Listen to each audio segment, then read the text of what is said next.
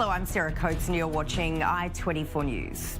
The United Nations Security Council is meeting right now at the request of Syria regarding US President Donald Trump's decision to recognise Israel's sovereignty over the Golan Heights. Syria is describing the decision as a flagrant violation of Security Council resolutions, issuing a 15-page letter to the UN.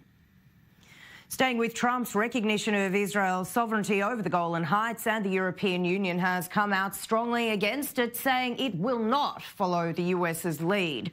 Foreign Affairs Chief Federica Mogherini issuing a statement a little earlier today saying the position of the European Union regarding the status of the Golan Heights has not changed, adding that this is in line with international law and UN Security Council resolutions 242 and 497.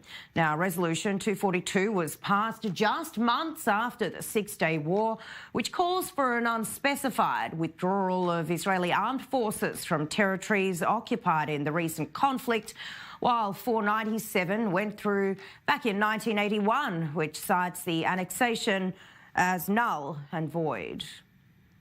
Moving now to Gaza, and an Egyptian delegation has entered the enclave in a bid to try and negotiate a truce between Hamas and Israel. It's understood the delegation met with Israeli officials a little earlier today to flesh out a truce deal following a major escalation over the past 48 hours, which saw a barrage of rockets fired from both Hamas and Israel. Shops and schools on the Israeli side have reopened, although it's unclear just how long this calm will last. The leader of Israel's Blue and White Party, Benny Gantz, is denying any wrongdoing after Israel's ruling Likud party asked the Attorney General to open a criminal investigation into past business dealings by him. Likud is claiming that Gantz's now defunct company, the Fifth Dimension, which used to deal in cybersecurity, did business with the police without a legal contract. The State Comptroller releasing a report today which says dealings between Gantz's company lost the police force more than $1 million, but that number would have reportedly skyrocketed if the Fifth Dimension did not go bankrupt. Israeli elections are just around the corner, and although most of those eligible to vote will have to wait until April 9 to cast their ballot, around 5,000 diplomats from embassies around the globe can get their vote in beginning today. Israelis living abroad, though, won't be able to express their democratic right unless they come back to Israel. Exceptions are made for diplomats along with their partners and children, so long as they're old enough to legally have a say. Moving now to Brexit, and British Prime Minister Theresa May says she's ready to leave her post earlier than she previously intended in order to do what's right for her party and the country. This as Parliament is searching for another way around May's twice-defeated deal, as she's attempting a final try to get support of rogue party members. Now, it still remains unclear when or if Britain will leave the European Union, with opposition leader Jeremy Corbyn coming out to ask May, what's your plan B?